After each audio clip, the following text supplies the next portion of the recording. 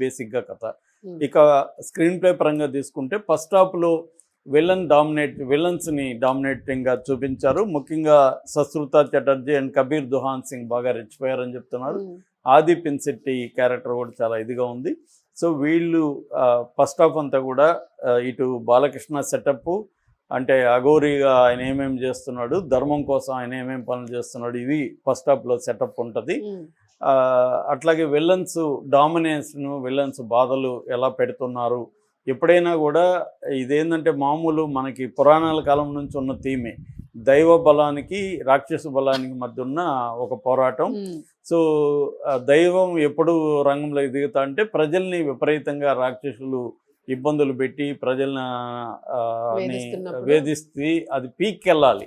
అందుకని మన శిశుపాలుడు 100 తప్పులు అంటాడు కదా కృష్ణుడు, అలాగే పీక్ వెళ్ళినాక కానీ రాడు అనమాట. అంటే పీక్ వెళ్ళి ఇంకెవరు ఏమీ చేయలేరు అనుకున్నప్పుడు దేవుడే రంగంలోకి దిగడం అనేది మన కాన్సెప్ట్. అలాంటి కాన్సెప్ట్నే దీన్ని కూడా తీసుకొని సెకండ్ హాఫ్ ఇంటర్వెల్ బ్లాక్ అదిరిపోయిందని చెప్తున్నారు. సెకండ్ హాఫ్ అయితే ఇంకా మామూలుగా లేదు, కంప్లీట్గా విశ్వరూపం చూపించింది. డైరెక్టర్ విశ్వరూపం కానీ హీరో విశ్వరూపం సెకండ్ హాఫ్లోనే చూడాలి. అంటే action blocks, prolonged action blocks అంతా కూడా కంప్లీట్గా సెకండ్ హాఫ్. ఫస్ట్ హాఫ్ అంతా కూడా ఎస్టాబ్లిష్మెంటు ఇవన్నీ చూపించారు. ఎమోషనల్గా పీపుల్ని ఎలా ఇబ్బందులు పెడుతున్నారు ఇవన్నీ చూపించి second half Balakrishna Aghori character రంగంలోకి ఫుల్ ఫ్లెడ్జ్డ్గా దిగినాక మొత్తం మారిపోతుంది సినిమా. పేస్ కానీ వేగం కానీ మొత్తం ఆ స్పీడ్, అంటే ఊపిరి తీసుకొని విధంగా యాక్షన్ సీక్వెన్సెస్, విజువల్స్ ఇవన్నీ ఉంటాయని చెప్తున్నారు. అట్లాగే ఎమోషనల్ డెప్త్ కూడా బాగా వచ్చిందని. ఇక డైరెక్షన్ గురించి చెప్పుకోవాలంటే అఖండ 1 కంటే 100 రెట్లు ఇది బెటర్గా ఉంది. అంటే టెక్నికల్ బ్రిలియన్స్ కానీ స్క్రీన్ ప్లేలో కూడా 2 hours 45 minutes లెంగ్త్ ఎక్కువ ఉన్నప్పటికీ పేసింగ్ అంటాం కదా, అంటే నడక స్పీడ్ అనేది బాగుంది సినిమాకి. ఎక్కడా కూడా బోరింగ్ లేకుండా అసలు మనల్ని ఇన్వాల్వ్ చేసే విధంగా ఉంది. అంటే ఒక రకమైన దీన్ని ఒక అతను ఏం రాశాడంటే హై యాక్టేన్ మైతో మాస్ స్పెక్టకల్ అని రాశాడండి. అంటే అమెరికాలో ఉన్నారు కాబట్టి లాంగ్వేజ్ అలా వాడారు. సో హై యాక్టేన్ అంటే మనకి ఒక ఇస్తారు. రెండోది మైతో మాస్ అన్నాడు, అంటే మైథాలజీని మిక్స్ చేసిన మాస్ ఎలిమెంట్స్. మామూలుగా మైథాలజీలో మాస్ ఎలిమెంట్స్ తక్కువ ఉంటాయి, కానీ ఇక్కడ ఏంటంటే బాలకృష్ణ కాబట్టి మాస్ మైథాలజీలో కూడా మాస్ ఎలిమెంట్స్ మిక్స్ చేసిన ఒక స్పెక్టాకల్ అని ఒక రివ్యూవర్ ఇచ్చాడనమాట. సో అట్లాగే divine forces versus evil concept దీంట్లో ఉందని చెప్పారు. ఇంకొక అతను ఏం చెప్పాడంటే ఫెయిత్ అంటే విశ్వాసానికి ధర్మానికి మధ్య జరిగే ఒక విలనికి, ఒక దుష్ట శక్తికి మధ్య జరిగే పోరాటం అని చెప్పారు.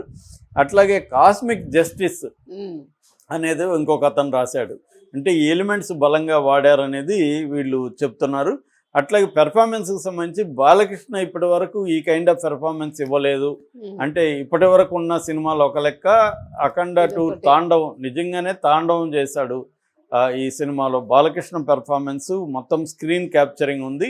మామూలుగా మనకి ట్రైలర్లో టీజర్లో చూస్తే కొన్ని చోట్ల ఇది సాధ్యం అనిపిస్తుంది, కానీ ఓవరాల్ ఫిల్ము అంటే ఫిల్మ్ వరల్డ్ అంటారు కదా, ఆ సినిమా ప్రపంచాన్ని క్రియేట్ చేయడం, సినిమా కథా ప్రపంచం అంటారు, స్టోరీ వరల్డ్ అంటారు. ఆ స్టోరీ వరల్డ్ బిల్డప్ చేసిన పద్ధతిలో లాజికల్ అసలు మనం ఎవడు లాజికల్ కానీ ఈ సాధ్యం కాదా అనేది ఎవడు ఆలోచించారని చెప్తున్నారు. అంటే అది నిజమే అన్నట్టుగా ఆ ప్రపంచంలో మనం ఆ ప్రపంచంలోకి వెళ్ళిపోతాం. ప్రేక్షకులుగా వెళ్ళిపోయినాక మనకి లాజిక్లు జరుగుతుందా లేదా, అక్కడ అన్ని సాధ్యమే. ఎందుకంటే అఘోరాకి అసాధ్యమైంది లేవు, అతను దేవుడు ఇది కాబట్టి. అలాగే హనుమంతుడి ఇంట్రడక్షన్ ఉందని చెప్తున్నారు, అదైతే అదిరిపోయిందని చెప్తున్నారు. హనుమంతుడి ఇంట్రడక్షన్ వచ్చినాక మారిపోతుంది మొత్తం, అది చాలా ఎక్స్ట్రాడినరీగా వచ్చిందని. So direction Boyapati technical brilliance కనబడుతుంది అనేది చెప్తున్నారు. అట్లాగే టెక్నికల్గా చూసుకున్నప్పుడు నెంబర్ 1 ప్లేస్ తమన్కి వెళ్తుందని చెప్పి, తమన్ అసలు మామూలుగా ఇవ్వలేదు.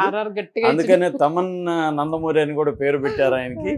సో నందమూరి అంటే బాలకృష్ణకి గత కొంతకాలంగా తమన్ ఇస్తూ వస్తున్నాడు.